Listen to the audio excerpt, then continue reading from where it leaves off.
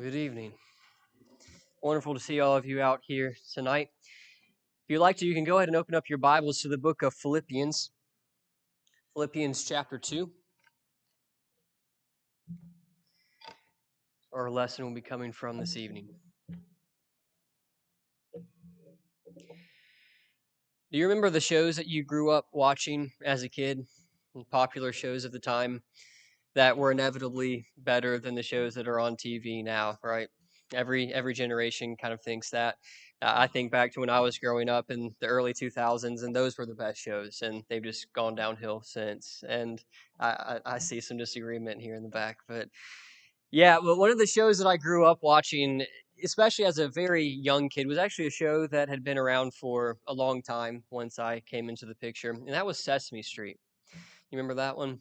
Some of you may still watch that now. Maybe you grew up watching it or you have kids that watch that show. And it's been around for a while and it has a lot of very memorable characters, doesn't it?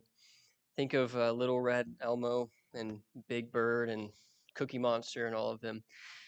One of the main characters, who's actually kind of one of the main antagonists of the story, was Oscar the Grouch. Remember him? If you don't know Oscar the Grouch, he's a dirty green Muppet character who lives in a trash can on Sesame Street and likes to cause a lot of fuss with whoever passes by his trash can. And as when I was growing up, I thought he was pretty funny. He was hilarious to kind of see him as a kid, kind of grouch and fuss and all of that. But at one point, I actually Googled Oscar the Grouch just to see what would pop up, his own description, and this is what it said. I thought it was pretty funny. So this is the Google description of Oscar the Grouch. Like all grouches, Oscar's mission in life is to be as miserable and grouchy as possible and pass that feeling on to everyone else. When a visitor knocks on his trash can, invariably interrupting him from some nap or other very important task, Oscar greets them with a snarl. He complains that he wants to be left alone, although when he's left entirely to himself, he's also dissatisfied because there isn't anybody around to irritate or complain to. That's a pretty fitting description of Oscar the Grouch, isn't it? But as I read through that description and you think about some of the things I just said, you start to realize that this character is not quite as fictional as you might think. No, when you think of these descriptions, there are a lot of people that fit them to a T, aren't there? In fact, if you were to sit here for just a moment, you can probably come up with a face in your mind of someone who is a grouch in your life. Maybe you would call them a negative Nancy or negative Nellie, some of those different terms. It's because those people stand out in our minds, don't they? And not necessarily in any sort of good way, but there are a lot of people who complain about a lot of different things in this life. Maybe you're one of those people. Maybe you're kind of a grouch. And you can kind of look out to the world around us and see it's kind of a problem, isn't it? That everyone is just so negative all the time. And it's just, I guess, been exacerbated with the birth of social media and the internet, that everyone has a voice now and everyone can spew whatever negativity they want on a daily basis and get it reciprocated. But we like to complain about any and everything as a human race, it seems. And you would quickly say, in complaining, it's not very good. It's a problem that we deal with all the time, and I would say the Bible agrees with that as well. Philippians chapter 2, verses 14 and 15. Read these two verses with me real quick. Do all things without complaining and disputing, that you may become blameless and harmless, children of God without fault in the midst of a crooked and perverse generation, among whom you shine as lights in the world. So there you have it. Verse 14. Do all things without complaining and disputing. If ever there was a black and white verse, seems to be it right here. Do this, period, end of story. Here's some aspect of the Christian life. It seems pretty black and white, yet it's not very black and white to implement into our lives. So I want to talk about that a little bit this evening. See, the title of the lesson is Complaining Corrosion. And I'll say more about that title as we go along. But when you see here in verse 14, do all things without complaining and disputing. Some of your versions might say something a little bit differently, use different words. Mine says, I'm reading out of the New King James, says complaining. Maybe yours says like grumbling or murmuring. And it's a word that is used most often in a special connection with, guess what group of people? The Israelites, back in the Old Testament, as they're going through their desert years. This word was used quite often because they grumbled and they murmured and they complained about any and everything in their lives. And that's kind of what we remember them for, isn't it? When you think back to the Israelites wandering in the wilderness, you don't think about the good things that they did. You don't think about them eventually going in and conquering the land. That's not the first thing that comes to mind. No, the first thing that comes to mind is how they fussed and they complained against God all the time about food, water, the leadership and the decisions that the leadership made, or just general life complaining. They were pretty good at it, and that's what we remember them for. And so, on a surface level glance, he says, Christian, don't do that. Don't complain. Don't be a grumbler. Don't be a murmurer. You have this prime example that you've grown up learning and hearing about your entire lives, your ancestors. This is what they were like. Don't be like them. Don't do that. He also says disputing. That's what my version says, at least. Not a word that we typically use quite as much as complaining. But it seems in disputing that you are arguing, arguing against the truth. And we think about this from a spiritual perspective of what he possibly means here. God has set forth the life that you need to live. He set forth the truth of his word, and here's how you live it. And if you want to argue against that, if you want to have doubts about what God has set before you, that's disputing. And he says, don't do that either. And they go hand in hand, complaining and disputing. Now, we think about this verse and why it's written. It makes a lot of sense to us today, doesn't it? You look out in the world around us, and especially what it says there in light of verse 15, the crooked and perverse generation, you would say, well, we live in a crooked and perverse generation. There's wickedness all around us, which doesn't that give us quite a bit of ammo for complaining? Yeah, it does. I could stand up here all night and talk about how bad things are and complain all night long about different things that are going on in the world. And you probably could too, because there are crooked and perverse things that go on. But why specifically did he write this to them? Why do you think? Writing this to these Philippian brethren. And it's meant for us today as well, but why here? When you think about the letter as a whole, you might start to realize, well, it doesn't make that much sense. Because what do we remember the book of Philippians for? Well, we remember it for how joyful and positive it is, kind of the opposite of complaining and grumbling. It's a book that we love to turn to for encouraging, uplifting messages, joy, Christ present in every chapter. So, why does he write this? Well, I'll argue that these Philippians had just as much to complain about as all of us here today, and they were human beings as well. So, I kind of want to start there. I want to look just for a moment about possible reasons for complaint in Philippians. Why he would say this. Why is this verse here? And it's kind of going generally over the course of this book. You go back to chapter 1. Where was Paul? Where was their mentor? Well, he was in prison. He was in jail. He was in chains. He mentions that multiple times here in chapter 1. And they loved Paul. They had this loving relationship with him. And where is he? He's been unfairly thrown into prison. Well, surely they can complain about that. Something unjust has happened to this great man of faith who is trying to work for the kingdom. Well, could they have complained about that? Yeah. Well, what about them? Paul had his enemies, but they had enemies too, it seems. Verse 28, don't be terrified by your adversaries. Well, clearly they had adversaries and they would continue to have adversaries. They had enemies in their life. Maybe they complain about that. And not only did they have adversaries or enemies, but it seems that they would be affected by these adversaries, by these enemies. Verse 29, for to you it has been granted on behalf of Christ not only to believe in him, but also to suffer for his sake, having the same conflict which you saw in me and now here is in me. You're going to have to suffer, he tells them. Get ready for it. In fact, you might even start to have this same conflict which you saw in me and now here is in me. What conflict? Well, he's talked about it over the course of this chapter when he's contrasting the benefits of living here in the flesh and how dying is gain. And when you suffer so much, that becomes a real conflict in your mind. He says you might get to that point also, which kind of shows you there might be a whole lot of suffering, which does give you a whole lot of ammo for complaining. Now, going through in the book, I'll skip over to chapter 3, getting more specific about what adversaries or what enemies they might have to deal with. What about the Jewish false teachers? Chapter 3, verse 2, beware of dogs, beware of evil workers, beware of the mutilation. What about these Jewish teachers who are coming in and saying, this is how you need to live your life? Like, you need to be circumcised. You need to live this Jewish lifestyle. And surely we can fuss and be negative and complain about people who are directly going against God's will. Like, that's not good. And you would agree with that. So they could complain about those people. And there was going to be people who were affected by this message. Go down to verse 18. For many walk, of whom I have told you often, and now tell you even weeping, that they are the enemies of the cross of Christ, whose end is destruction, whose God is their belly, and whose glory is in their shame, who set their mind on earthly things.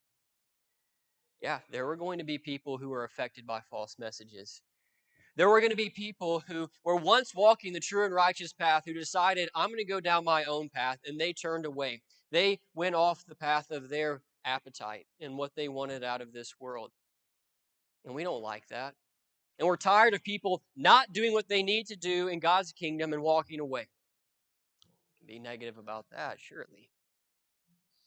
What about internally? What about inside the church? Chapter 4, verse 2, I implore Euodia and I implore Syntyche, be of the same mind in the Lord. Because whenever you get amongst a group of people, whenever you have a congregation of God's people, guess what? Inevitably, you're going to have some butting of heads. You're going to have some church squabbles because different people have different personalities and different ideas about how things need to be run.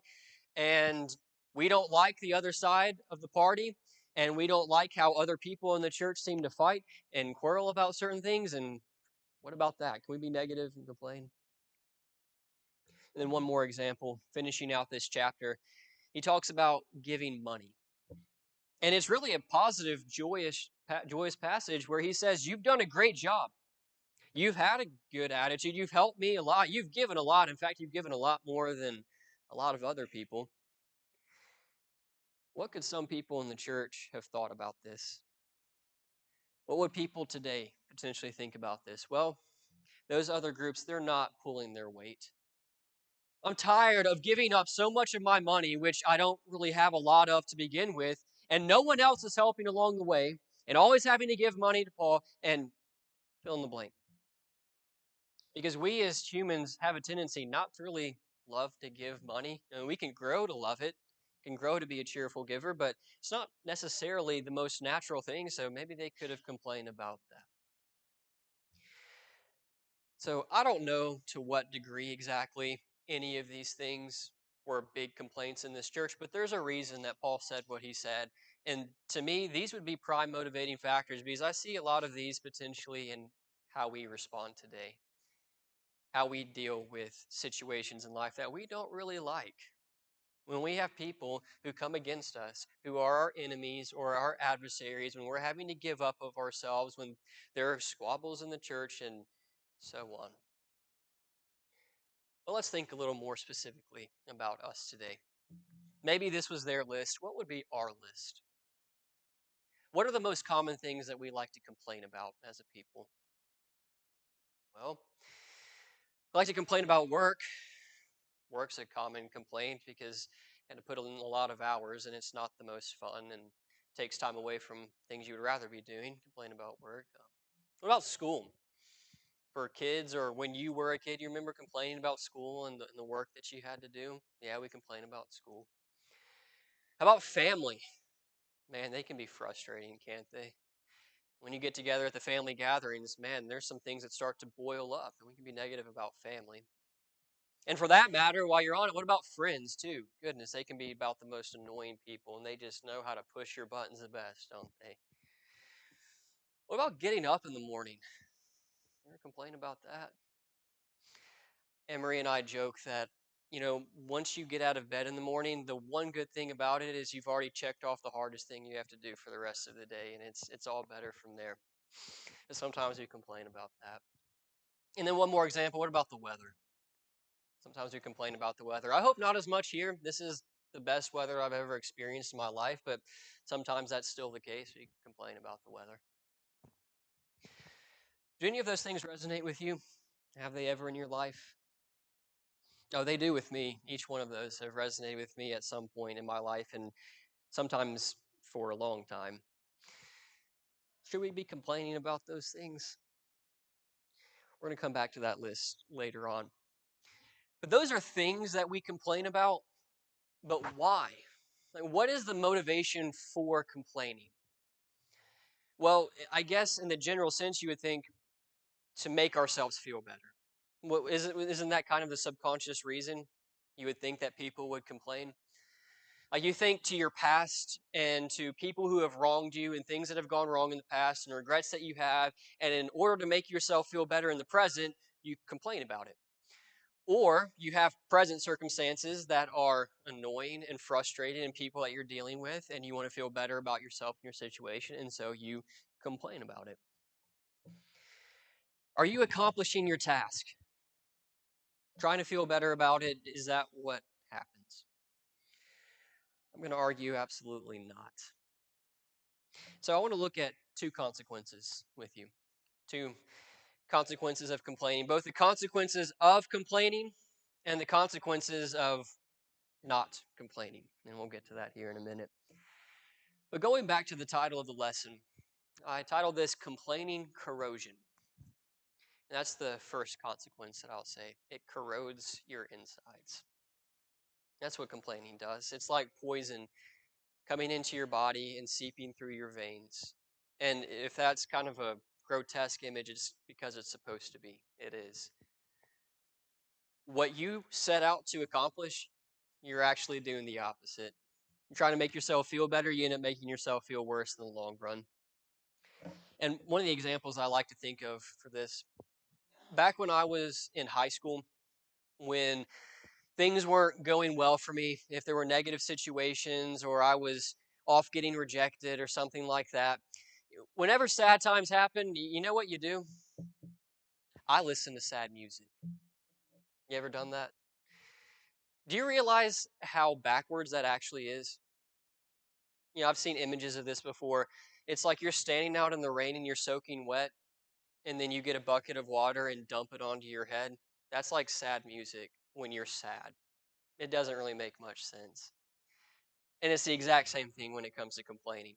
You have some sort of negative situation that you're dealing with in your life, and instead of actually making yourself feel better, you dump another bucket onto your head and you complain about it. And it hurts you and it drives you crazy. But not only does it hurt you and corrode your insides, but it reaches outward too, doesn't it? And it makes other people miserable. Because what's the age old adage? Misery loves company. And that's absolutely true. That's absolutely the case. That was the prime motivation of Oscar the Grouch. He wanted to make other people miserable. And sometimes we want to do the same thing. We want other people to share in our misery. We want them to understand how terrible our life is, all the bad things that we're having to go through. And so we pour it onto them. And guess what? They end up feeling bad too. So you want to make someone miserable? It's pretty easy to accomplish that goal. Not difficult. Is that what you're going for? Well, you know what a byproduct of that is? When you make other people miserable, and what happens? It drags them away from you. It distances yourself from them. And then you start to think, why don't I have any friends? Like why can't I seem to keep a relationship? Now, I'll encourage you to ask yourself if you feel like you're in that boat, why would they want to be around me? Like, what exactly do I even have to offer to this relationship? If you're honest with yourself, sometimes you realize, oh, yeah, I probably wouldn't want to be around me either. And that's the boat that we find some of ourselves in. These are all social potential consequences of complaining. That makes sense. But I'm going to argue that the biggest consequence is actually what's found right there in the middle of verse 15. You are going to fit right in with a crooked and perverse generation. When you go down this path of complaining and disputing, you're going to go right with the flow of the world. the way that everyone else does things. And we understand as Christians, well, that's not exactly what we're going for. We're trying to stand out, but guess what? You don't stand out. You fit right in with what everyone else is doing when this is the type of life that you live. When you're living as a negative person, you fit in and you become a crooked and perverse person yourself. Now, all of these should be motivating factors, shouldn't they? Kind of negative reinforcement factors, like we don't want to be these type of people. Don't want these social consequences to happen. We don't want to be like the world. But sometimes these motivations are not enough for people, and sometimes we want like positive reinforcements. So, what about the consequences of not complaining? Are there any of those? Well, I think this verse 15 actually breaks them down pretty well for us. First off, he says, if you do all things without complaining and disputing, you may become blameless.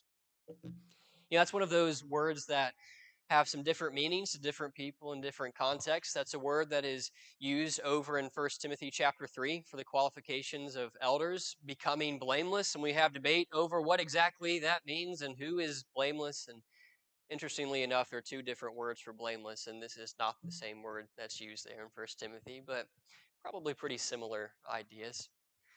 And if you were to look up a simple definition for this, it would be being free from fault or defect. Like not being someone that someone else could bring a charge against you for some blatant sin in your life. And there are more nuances to it than that, but free from fault or defect. We'll go for that for a simple answer. And if that's the answer, think about it then in contrast with sin. Sin on one side, being blameless seems to be on the opposite side of the spectrum. What exactly is the root of sin? Have you ever thought about that before? Maybe you say selfishness. Maybe you say pride. I'm going to make an argument that one of the roots of sin is complaining. And I think that's why becoming blameless is contrasted with this idea of complaining here in these two verses. Because go back to the beginning, go back to the garden and think about the serpent and Eve and how he comes in and says, did God really say this? No, the real truth is something better is on the horizon. You can be like God. Your current situation, it's not very good. Like, it's not good enough. You need to be reaching for new heights, something better. And guess what? She bought into that. She said, I think that's right. My current situation, the truth that God has given me, it's not good enough. And I want something else. And so she ate that fruit. We don't normally think of what Eve did as complaining, but isn't that an attitude or a spirit of complaining within her when she wrestled against the truth, when she disputed against what God would have her to do, and she was negative about her current situation? Isn't that exactly what we do today? When what God has presented before us is not good enough, we decide that we're going to go down a different path. That we're not going to stand up for the truth that God's given us, that we're going to complain in ourselves, in our attitudes, that I want something better. And that's the process that each one of us takes when we go down paths of sin. I just want something better. When you stick on the path that God's given you, when you're not a complainer, when you're not a disputer, he says, look, you can become blameless, free from fault or defect. That should be a motivation. Next one he says is harmless. You can be harmless. The idea of this word back in this day and age was when you had wines or metals, you wanted them to be pure. You didn't want them to have any sort of impurities or imperfections within them. No, you wanted them perfect. But when you start to mix in other things with them, it makes them impure. And he says, spiritually speaking, be unmixed. Be free from any sort of evil in your life. Be simple. Be innocent. Be pure. Don't even have the appearance of evil. And when you don't complain, when you don't dispute, you are becoming more harmless. You are becoming more innocent and more pure in yourself each and every day. He says you can be children of God without fault in the midst of a crooked and perverse generation. It kind of takes the idea of being blameless a step further. Not only can you live without fault, but you are one of God's. You are a child of God's, one of His own. Is that not a motivation? It should be. God will call you one of His own when you don't live this type of life. And then lastly, in this verse, it says, you can shine as lights in the world. And you think about the image that he's presenting forth to us, about the celestial bodies in the night sky, about the stars and the different planets, and how when the night is darkest, they stand out and they are bright. That's what our lives are like, because guess what? There are going to be bad things that happen to each one of us. There are going to be negative things that happen in our lives in which we're expected to complain. And when other people in your life and in the world around you see that you're going through something negative, something bad, they're going to expect you to respond in a certain way to it. They're going to expect you to complain. And if you don't, goodness, that stands out. That's different. And they're going to look at you and think, what in the world? Why aren't you responding to this in the appropriate way? All these bad things have happened to you and you don't even seem to mind. You're being positive about it. Are you kidding me? And when you take that experience and you attribute it to your life as a Christian and your life in God, yeah, that makes an impact. That stands out, and other people can see that and they know that. So shine as lights in the world. And you know what that also tells me? Don't let your situation, don't let your circumstances define you. When bad things happen, don't let those things define who you are. You have a choice to make. How are you going to respond to those situations? Don't let those situations control you. You control them. That's what's in your power to do. So, those all seem like pretty good consequences of not complaining, but I'll also argue that the best consequence is actually not found here in this verse. It's found in the verses earlier in the chapter. We become more like Jesus Christ. He goes through and he talks about the story of Jesus, how Jesus Christ humbled himself, came down to this earth, became a bondservant, took on the form of man, and it led him to the cross. If anyone ever had a right or an excuse to complain and be negative, it was Jesus, who lived a perfect life and did not deserve a single blow that came to his head. Yet he did not complain. And he willingly went to that cross and died for each one of us here today. And guess what? When you don't complain, when you don't dispute, you become more like him. You are molded into his image. And to me, that is the greatest consequence and motivation out of all of this.